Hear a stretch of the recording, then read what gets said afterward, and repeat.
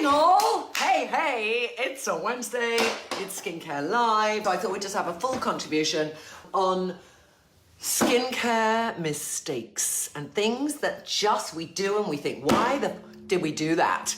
And we pay the price the next few days. And we kind of, I think we do a lot of skincare mistakes through utter desperation. You have the huge zit, you put so much on it the next day, you've literally made the skin around the zit fall off in pain, and the zit might be cured, but my God, that contrast in the thing being cured and the skin on the outside is killing it.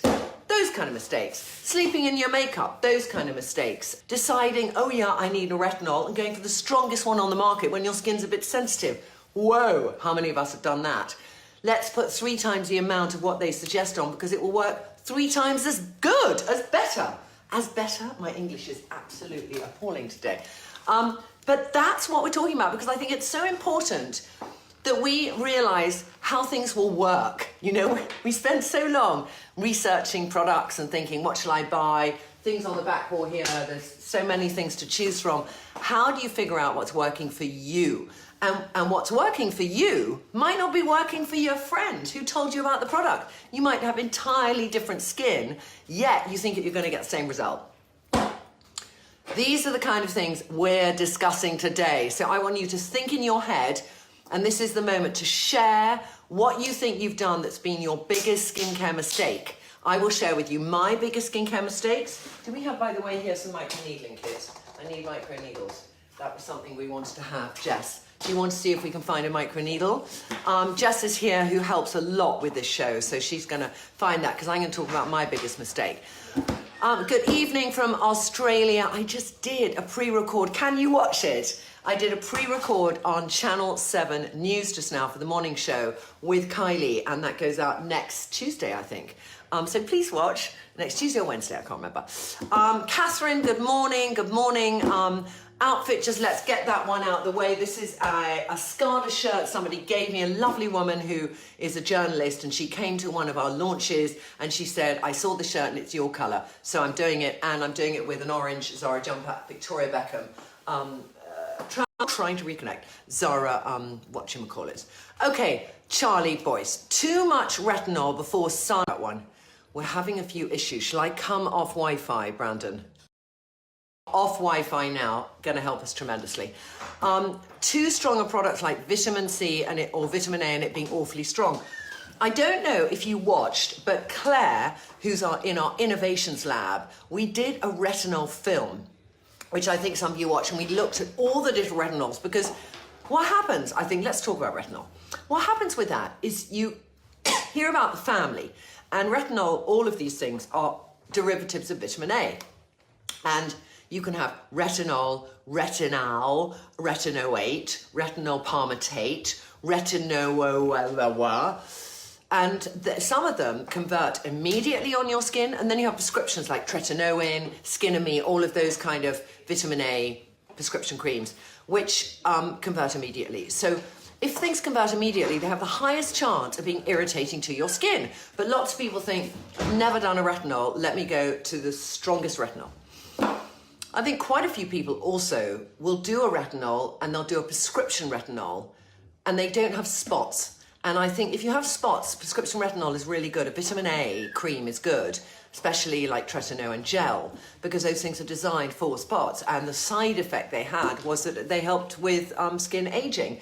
But having formulations that work with some nice supporting acts that don't allow your skin to flake and things like that, which you can have with retinol, is what you want to do when you're using it cosmetically for wrinkles and fine lines. So just important to know those kind of bits of information. Kylie says, let's put more moisture back, stop stripping your skin. A lot of people, Kylie, yes, they overstrip their skin. So at different stages of skincare journeys, you can use different exfoliating acids. But I think that lots of people, maybe even in the cleansing process, use such strong acids that their skin, even in that first phase, is so stripped that by the time they put things on afterwards, it's like it's going to be, inflammation is going to be developing, because one thing is exfoliating your skin, but the phase that can convert into if you use too strong a products is you're inflaming your skin. And inflammation on the skin leads to so many issues. So deciding, and I do think everybody should exfoliate their skin in some way with a liquid exfoliant, but it's about the harshness of those acids, because some acids that are very strong, glycolics, salicic, these are very strong acids for specific type of oily skin with congested skin, compromised skin. Very, very not to go to if you have a normal to dry skin.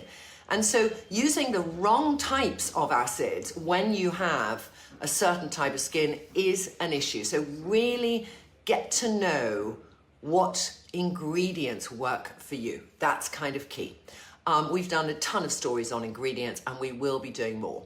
Trinny, may I ask why you wear black glasses yet often encourage us to wear less black? I'll tell you why. This is such a good question. Have a Look is a brand that I get from Denmark, and they're my glasses. I wish, and I might actually call them and say, please do navy blue, please do orange, please do pink. And in fact, that's such a good idea. Faith, will you write that down, darling? Because you know what? I can put you on speakerphone, sorry. That's like, why on earth didn't I think about that? Because not that I would wear these for this, because I wouldn't be able to see your comments, but already it's fun, makes my face look a bit swizened in. And they are from, by the way, Michael van der Ham. But I love them. So yes, brilliant, brilliant point. Sally, I know we're talking skin, but can you one day talk about shampoo for menopausal hair? I'm 52, very young at heart, but I'm losing my hair. Okay, so I'm going to just give it to you straight. Shampoo will do nothing to give long-term thicker hair. Nothing. Absolutely bugger all. Because shampoo is dealing generally with your dead hair. So if you want to do things for getting luscious, thicker hair and you're going through menopause, it has nothing to do with your shampoo, in my opinion. Sorry, it's The Good Wife again, isn't it? If you ever watch that show, The Judge. You always had to add that in at the beginning because it was your opinion. That's my opinion. So what does work? Well, all I can do is speak from experience. You can have different types of thinning hair. And we want to throw the kitchen sink at it when it happens, because if we've had thick hair, we go through menopause and our hair gets thinner. We're like, God damn, that was the thing that made me feel wonderful and sexy, and now it's going. So you've got to do things that get into the hair shaft, and you've got to do things that start from within and help your skin. So I believe strongly in supplements for hair growth. I believe strongly in Superior Hair at Victoria Health, in biotin, which you can get from Solgar and other brands. Things that are going to help with the keratin production and things that are going to help with the follicle growth. I also believe in peptides for hair, and there are some ampules you can get.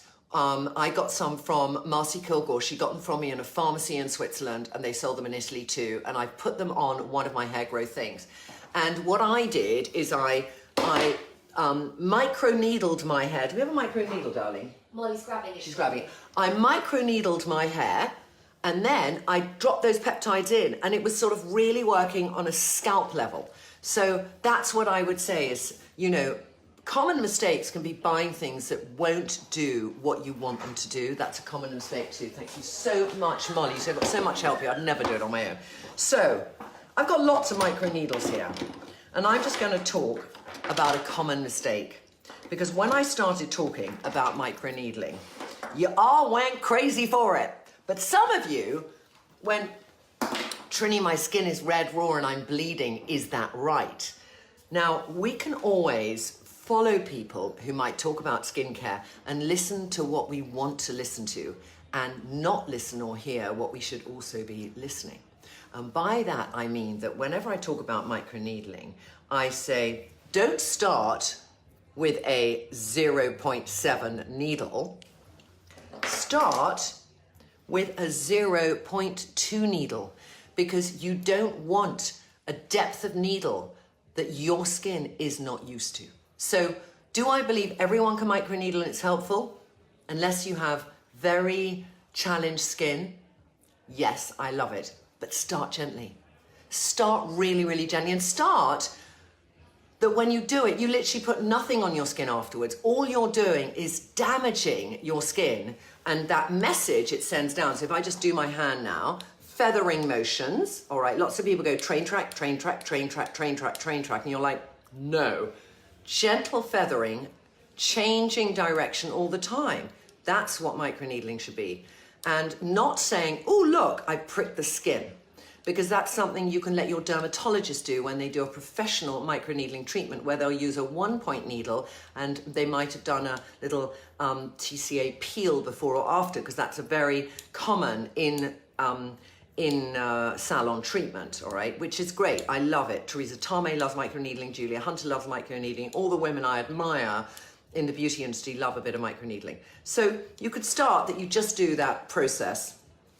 Then a week later, you could do it again, and you could say, okay, I'll do that, and now I'm going to put in something to nurture the skin, plump it up, make it go even further in. A peptide, a hyaluronic acid, things that are not aggressive on the skin.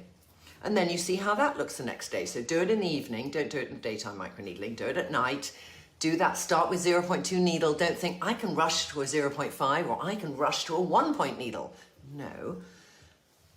Put the little products on, spend 2 or 3 weeks, nice little peptide, hyaluronic acid. Then you might want to build up to targeted things. So let's say you have quite a lot of pigmentation and you have a good vitamin C that you use. Once every 2 weeks, you could just do a little, you know, microneedling like this, and then tap on your little vitamin C in that targeted area. Because the combination for me, when you're dealing with a little bit of small pigmentation, is to break it down. And vitamin C, L-ascorbic acid, is really good at doing that. And if you have dark spots, you could do microneedling and put azelaic acid on. Dark spots, by that I mean different from pigmentation. I mean that you've got them because you picked acne scars for years and you just have sort of scarring marks. Very different, need to be treated slightly differently. So that's like common or garden mistakes in microneedling. How many of you have done that? Can you use a retinol after microneedling? Faye, it's a progress. And I think that you need to really, really listen to your skin. I can't emphasize that more. So I started, when I started my microneedling journey 15 years ago, just microneedling once a week. Then after about a month, I introduced some peptide or hyaluronic acid then, because peptides weren't being used that much. And then maybe 3 years later, I tried it with a vitamin C, or no, not 3 years later, 3 months later. And then as my skin has always been resilient. So I do sometimes do microneedling and put retinol on. But that's like, you've got to have done microneedling for a long time to do that. And you've got to really know when your skin is working well with a new treatment. All right, so don't just go straight to that. Joe Neville, very good point. Another common mistake is somebody has the microneedle, but they never wash it. They never change it. It sits there for months. So after every use, this comes with every good microneedle, and this one is Olivia Wilson. She has a great microneedles, by the way. It's a sanitizing spray. And that you then just let dry, because the alcohol will go once it's dry. It's when it's wet and you put it in, you get the alcohol in your skin. But you can air dry it in a clean environment and then put it back. I put them in these, which are sort of, I also spray inside of these with that, because I'm a real thing. And basically, if you use it twice a week, I would say 8 weeks, change the head, do a new head. Some things like Swiss Clinic, they have a sort of head changing system. That's microneedling now. So should we get on to other things? Fiona, I'm 39. What's more important for my skin, retinol or vitamin C serum? It's a good question, Fiona, because 39 is an age when depends on so many things where your skin's at. You could be a 39-year-old who never went in the sun, and you haven't got any pigmentation, and you haven't got any pigmentation under the surface that at the perimenopausal stage of your life is going to make an appearance, which happens. Anyone who's committed to the sun in their teens and 20s will see the repercussions in their 40s when things start to, skin starts to be inflamed easier, and the melanocytes that sit in between your epidermis and your dermis start poking out, and you think, where on earth did they come from? So I don't know your history, so it's difficult for me to say, but if you've been phenomenal with SPF and you've just noticed that you sort of feel a bit fine lines and wrinkles, retinol's great. But I can't divide one from the other, because to me, one is a phenomenal daytime serum and one is an amazing nighttime treatment. And I would say any woman in their 30s upwards should have both in their life. It's not an either or for me. Sorry, just saying that. Best place to purchase a microneedle tool. Lots of places where I'll tell you where not to purchase them. This is common or mistakes. Amazon have a ton of Chinese suppliers who have generic microneedles. And the most important thing in microneedle is when it's made with a very good steel at the tip, and it's put in a, what's it called? What is the thing called, the pouch? It's put in a, whatever. I can't speak English today. Antiseptic environment. You know, it's been sterilized. Fuck me. It's been sterilized. So when you receive it, you've got a sterilized needle. Now, there are some not very good marketplace Amazon suppliers and Google where they haven't done that. So I think you really need to go to a reputable place. So Teresa Tame does a very nice microneedle kit, which has a lot of peptide and lactic acid, little ampules that go with it. It's a treatment, you do it over a period of time.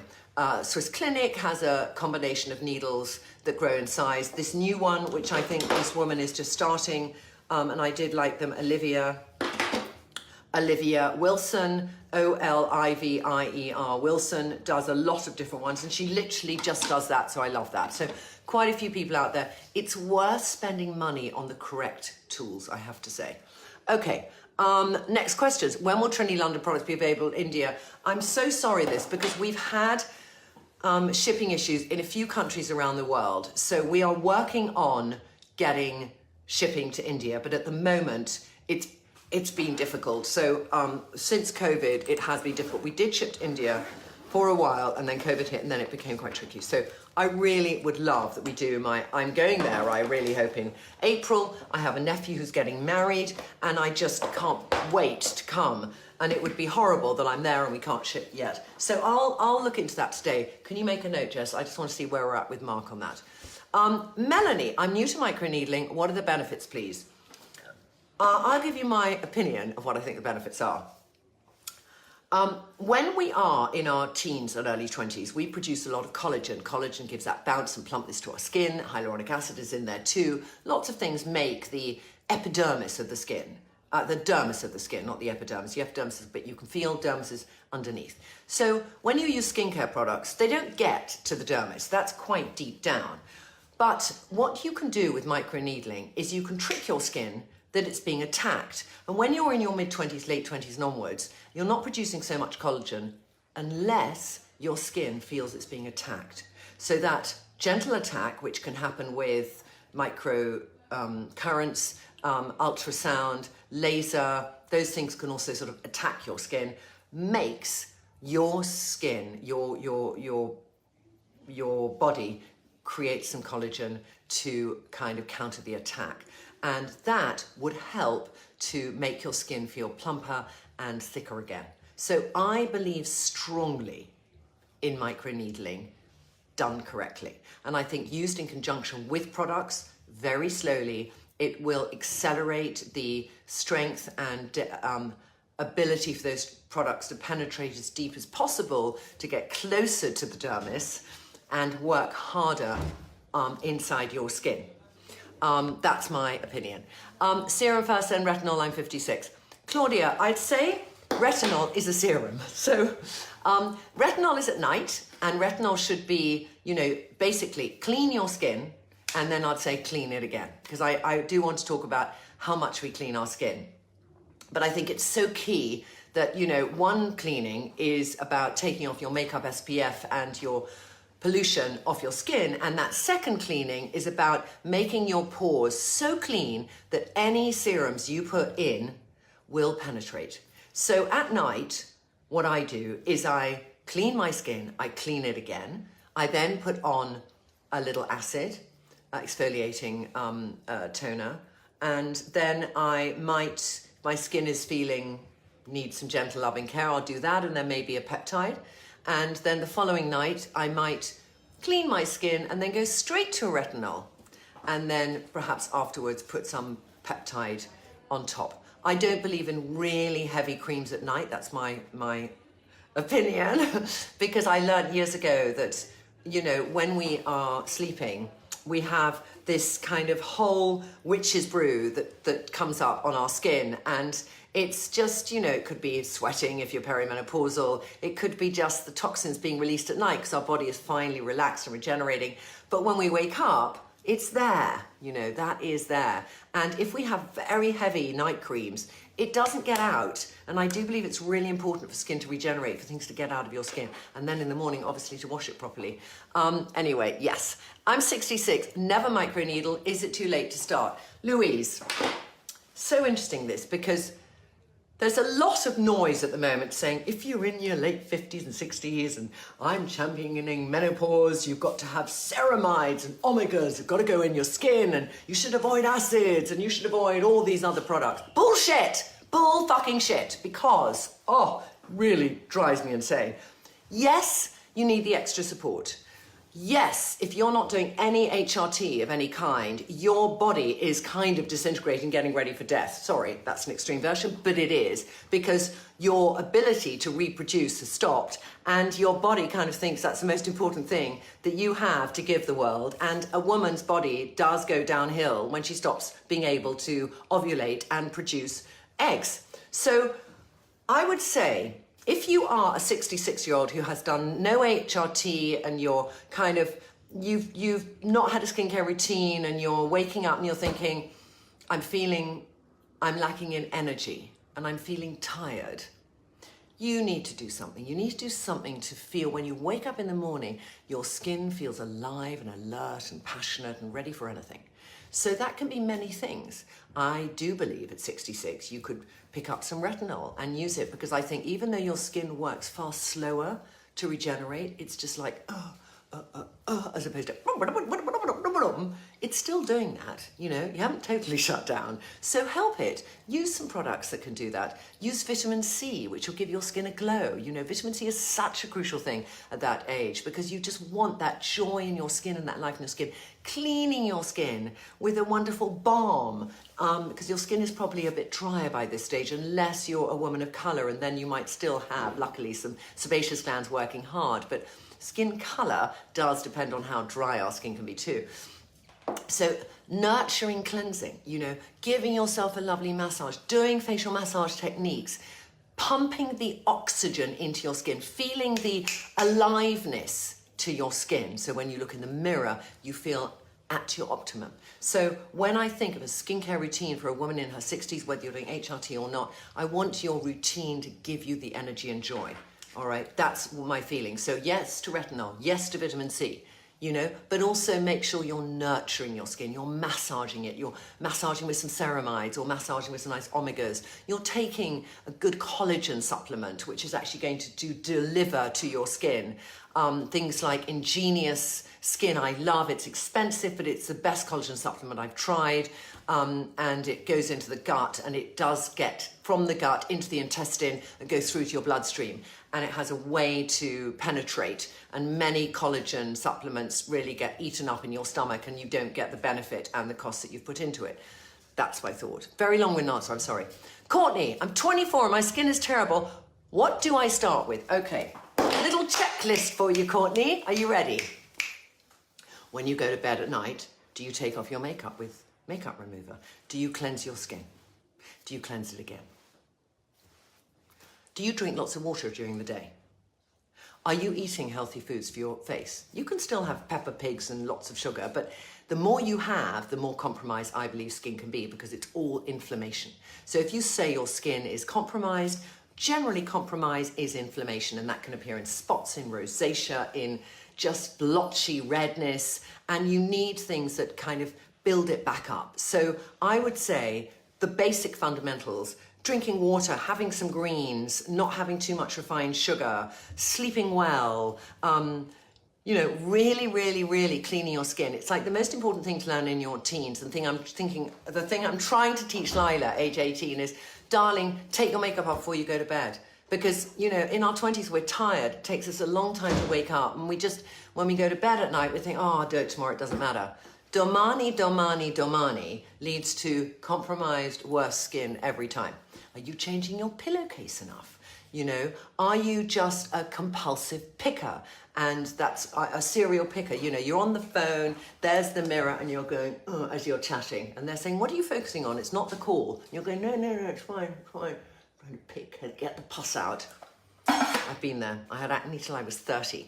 So if you have acne and it's active, there are many things you can do. I would start with diet and just a basic strip back routine, a nice gel, some few gentle, you know, acids that are going to help that cleansing process. Something maybe just salicylic, willow bark, tiny bits of those, and not going in there and picking. I know it's the hardest thing to say.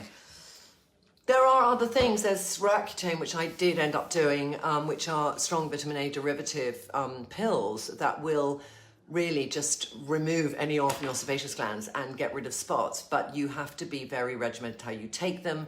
You really want to check in with yourself that you're feeling mentally good around taking them. You're going to get dry knees, dry lips. You'll never have to wash your hair. So for somebody who's got incredibly compromised skin, it is a route, but something you need to take advice on with your doctor. So Courtney, I hope that helps and gives you some food for thought. All right, let's go down. Hypoallergenic. You know what? There is a range that's come out, and I'm going to talk about it, and I don't have it here, but Victoria Health launched a range called Una, something like that. And it's free of everything. It's free of GMOs, wheat, gluten, vegan, fragrance. It's free of so many things that if you have any form of hypoallergenic, try it. And there's a moisturizer, there's a cleanser, and there's a serum. It looks fantastic. They sent it to me. I wish I brought it here, actually.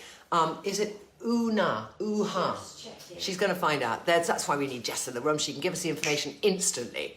Oh, Jo Neville, you are a goddess. Just cover this, but basically you're encouraging skin to heal itself and also like, oh, I love you, Jo. Karen, I haven't committed to peptides yet. I'm 61 with pretty resilient skin. What peptides do you recommend? Okay, darling, peptides are a minefield because there are maybe, you know, in Inky List, there may be about 100 peptides, and many people put peptides in products. Many people put peptides and silicones together in products. So peptide serums can feel divine, but you have to think how much is peptide and how much is a lovely silicone to make it feel even better. How peptides work is they are these kind of amino acid chains, and they help really in the structure of your skin being better. Is that a nice way of putting it? Is that a nice way of putting it, Jess? Yes, I think. They help that structure. So they're not like the sexy agent provocateur bra, but they're the sports bra. They're the supporter. They do work really well as you go down the path of life because they're really going in there and sort of in the background, you know, encouraging the skin to behave in a different way and giving building blocks for the skin to behave its best. That's the simplest way I could put it to you. So there are many brands that do peptides. Kate Somerville does peptides, Medicate does peptides, Paula's Choice does peptides. And it would be good for you to look at the back and think how much of this lovely feeling peptide is silicones and how much is actually peptides. Some of them have a combination of peptides. It's quite nice to have a combination of a few peptides if you've got a peptide cream or serum. I think they're good, and I really like peptides.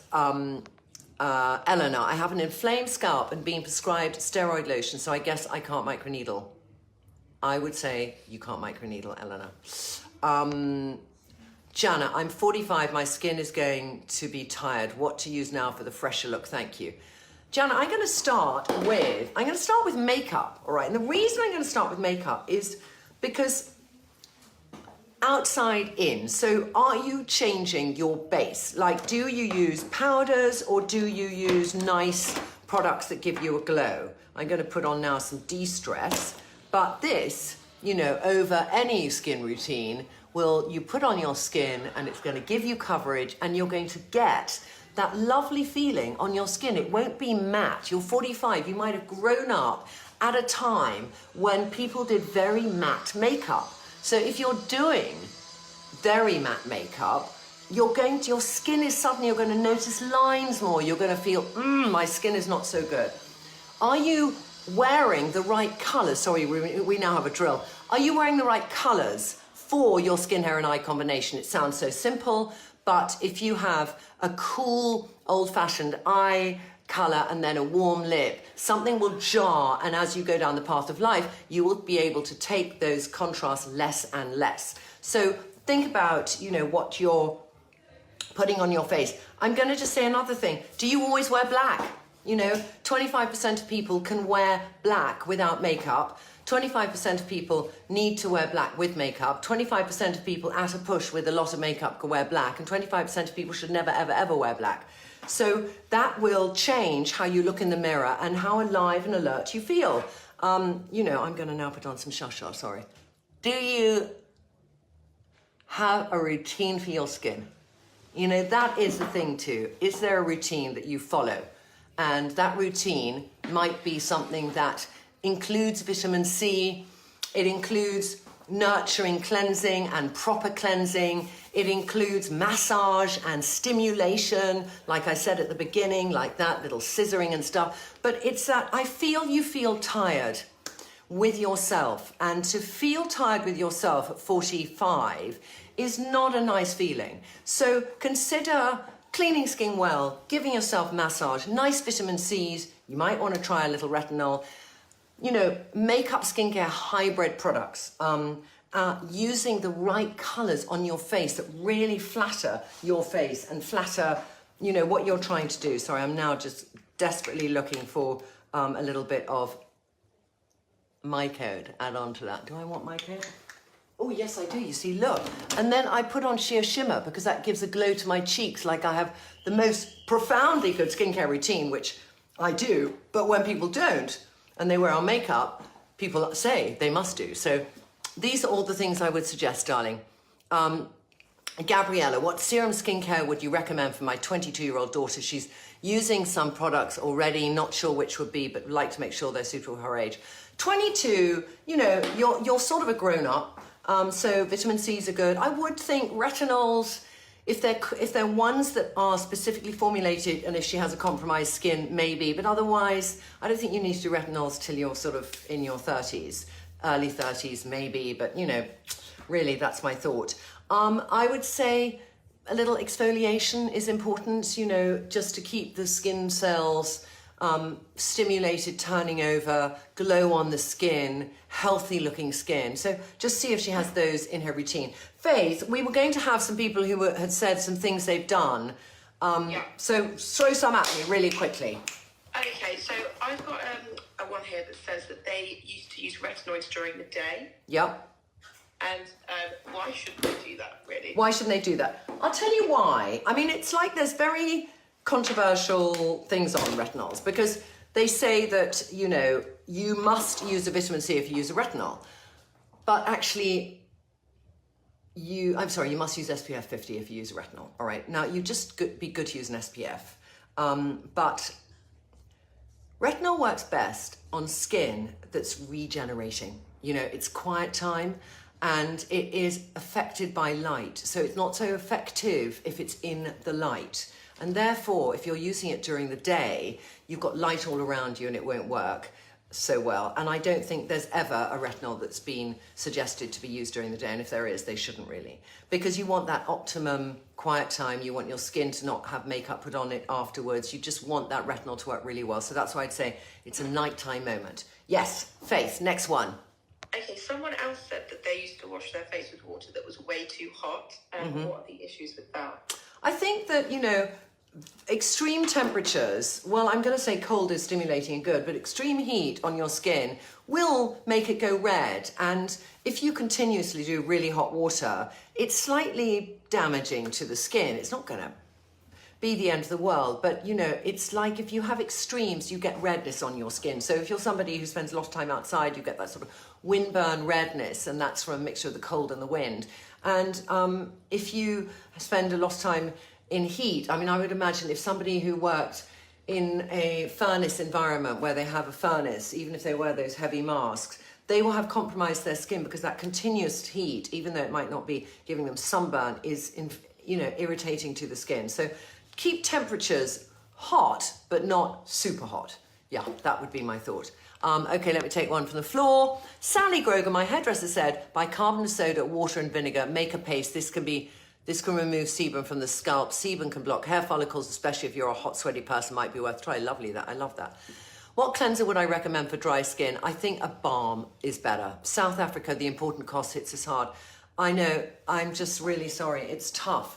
There are some countries where we haven't found brilliant shippers, and we want to offer the best service for Trinny London customers. So we have had issues around the world with, we've gone in with partners and they haven't given the service we want to give everyone. So we then withdraw and wait till we find somebody better, do a lot of research with the logistics team and the operations team to find the best carrier to get our products to you efficiently, on time, and not being chucked over the fence when you're not in. Yes, Larissa, thank you so much. Rebecca from Scotland, I love skincare. What's your thoughts on taking liquid collagen? I think that liquid collagen is what you might refer to as liposomal collagen, because most liquid products try to be liposomals, and liposomals is a delivery system that was created, and it allows the ingredient to really get to where it needs to get to. Because collagen, when it was a traditional pill, old-fashioned collagen pill, I remember my dermatologist saying to me, Trinny, there's no way that ever gets further than the bones, if you're lucky, but it's not going to get to the skin because it just hasn't got the push to get there. So lots of people have worked on how can I get collagen to get to where it needs to go. Now, I've got to say, collagen should also stop at bone and supporting your ligaments, because that's where we really need our collagen. It might not be so aesthetically pleasing, but it means when we walk into middle age, we don't crunch our knees and they don't crunch back. So I think that there's many, I took for a long time Absolute Collagen, which is a liquid collagen, and many people swear by it. They feel their skin is softer, they feel it's getting to the right place. I love Ingenious Collagen because it's a pill, but they developed a process that, it goes in your stomach and it breaks down and it goes down to the intestine and it goes through the blood vessels and it gets into the blood vessels and it gets to the skin. And so that process is quite expensive. It's expensive. It cost me like £30 a month. Really expensive, all right? But I feel the benefit, especially on my body skin. You can do protein powders, collagen powders. Now, collagen powders work slightly differently, and you mix them up with your food. And, some people have had good success with that. There's a woman called Vivian Talismat, and she has something called platinum powder. So she developed a technique where she used tryptophan, which is that stuff in turkeys that helps us sleep, but it's, in her mind, a good carrier to get the collagen to where it needs to get to. So everyone is exploring techniques to enable collagen to get there. So just to be liquid collagen isn't enough. You need to really, if you're really keen, and because it's a real cost commitment, and the whole thing with these things is to keep taking them, is to see how that works and what are its marketing claims and how do they work. How do you cope with stress? You seem so joyful, but I'm sure there's lots that goes on that stresses you, worries you. How do you cope? There is. I have a lot of stress on right now. And I do a mixture of things. I either become a little bit too trying to be all over everything because I feel I'm worried about a few things. So I'll sort of work in the weeds, I call it. And that's, we have a company now, it's 200 people in it. A lot of people really, all the people are a part of it, are teams that do jobs really well. So if I get in the weeds too much, it's because I'm panicking that I'm so desperate this project comes to fruition in the right way, whatever project we might be currently working on. And, then I have to take a step back, or a team member, a lead team member will say to me, Trinny, hey, don't be in the weeds so much because you need to be over everything, but not in such detail. So I'll take a step back, and that will actually take me out of my sort of stress mode a little bit. I try to do a little morning meditation every morning at the moment, and it might not be the classic meditation. I might be under an LED machine for my skin. I might be doing lymphatic drainage on my legs. Get this in at 6:30 in the morning. But what it does is I wake up and I don't get straight on my phone, and I lie down and I might listen to music, I might listen to the news, but I just try and have that moment when I wake up of a bit of calm before I rush for my day, because I love Friday. We do this Friday meditation with Joe at 6 o'clock, which is a fantastic transition between the week and the weekend. And Jo Bowlby is a shaman. I've worked with her for a few years. She's written an incredible book, really fantastic book, which is called A Book for Life. And she's taken many of us, hundreds of us, thousands of us actually, on a journey on a Friday at 6 o'clock where we just have this really good end of the week, let me enjoy the weekend. So one important element of dealing with stress is to separate out those two things. So I would like to suggest that's a combination of things I do. I want to check you can still hear me because Lila's just calling me and sometimes that stops it hearing. So stops you hearing me. So let me just check. I'm going to go to the end. I know there's lots and lots of questions. I'm loving that you're leaving all your comments. Do I have any recommendations for skin plumping? I think skin plumping is done from outside, done from within. So there's different ways of skin plumping, all right? Hyaluronic acid is a classic skin plumper. I've just got to end the call and accept. Lila, I'm doing a live. I got to call you back. Okay, love you. Bye. I told her I was, and then her face is gone. Lila is so like, she'll call me 10 times. Do you know the amount of times I tell Lila, if I don't answer straight away, I'm just doing something and I'll call you back when I can, and she'll call 10 times in a row, boom, boom, boom. So can you all still hear me? Do you think they can? Yes, I can see comments. You can, great. All right, Joe, good night, sleep well, darling. All right, so retinol for beginners, acne bad, and I'm 35. I would say, got bad acne, and you're 35, you could go onto a prescription site like Skin and Me or Dermatica, and you could get it, because if it's acne, do it that way. A tretinoin gel is going to help you. You can go OTC in America, get a tretinoin gel. Target sell them, because I got one there for Lila before Christmas. And I just think clean your pillow, wash your hair, use clean face cloths when you clean your skin, check what you're eating. Consider also some internal supplements like Clear Skin is one I love. It has burdock root and zinc, which between them help with reducing bacterial infection and reducing inflammation. So that would be my quick little trick. Liquid liposomal collagen do you recommend? I do like Absolute Collagen. I'm loving Ingenious Collagen. It's not liposomal, but it works in delivery system that I think is fantastic. Crystal Knitting, sorry to see this, don't know you, but you're always so sweet on your post. I didn't see what Crystal Knitting said. I'm sorry, I didn't see that, Crystal. I hope you're all right, darling. Julie, I'm using a lot of products following your recommendations, but I'm unsure of the order. In the morning, I cleanse, exfoliate, tone, Medic 8 hyaluronic acid, Zellen's vitamin C, MMPEL serum, moisturizer, and SPF 50. And at night, I double cleanse, I exfoliate and tone my skin, Medic 8 hyaluronic acid, peptide, and MMPEL night cream. Okay, Julie, what I'll kind of say is that's a lot of product. But I would say in the morning, you clean, yes, and you exfoliate or tone. Don't make it too strong a one. Don't over exfoliate your skin. Maybe a PHA more than AHAs. Then a hyaluronic acid, very nice, and then a vitamin C. That's a good order. You then have MMPEL serum, which is an overall serum which contains hyaluronic acid, vitamin C, and lots of things. So I'm just unsure if you should use that MMPEL serum as well, because they're going to have combination ingredients the other twos have. Moisturizer, yes, and then SPF 50, that's great. At night, you double cleanse, fantastic. Exfoliate, tone, great. Then you do a hyaluronic acid, then you do a peptide, and then you do a night cream.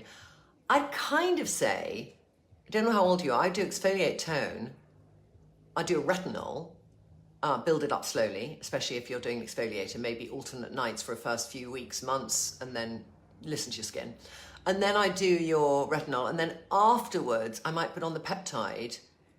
And then I'm wondering about the MMPEL night cream, because I'm funny about heavy night creams. So I just think it might be interesting for you to try good retinol. I've done a thing on retinols, trying to go to a sort of Retino 8 kind of combination. So yeah, that's what I'd say. Lovely as always, but like you said, healthy food is a big one. Yes, grass-fed collagen, dark green, leafy greens, all these things are important to have collagen in them. I have black ingrown hair marks on the neck. What can I do for that? Any cream for it? You have black ingrown hair marks. Oh, you mean where you've had ingrown hairs on your neck? I would say a little exfoliation would maybe help.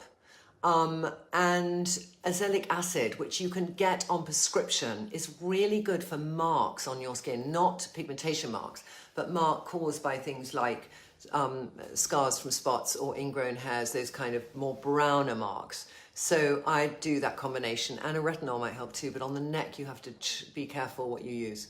Vegetarian fruit juice are great for nutrients for cells. I think veg and fruit juice are fantastic. I think it's where you get the fruit and veg from, how how much they've been in a container ship coming from the other side of the world before you get to them, because then 20% of that product, fruit or vegetable, is going to be the active vitamins you need, because it just degrades over time. Is our makeup suitable for our very oily skin? We have many customers who have oily skin, and their favorite product is probably BFF Rebalance, and this actually has ingredients in it that help to balance out an oily skin and stop it being so compromised, and it gives a nice soft matte finish. So and then our cream-based products go on top, sit beautifully. We have products like Face Finish and Miracle Blur that reduce shine and can set makeup. If you have very oily skin, I would use Face Finish first, which is this pinky color product.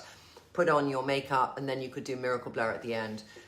So yes, we have customers from all over the world. I think that's it. That's all we got time for.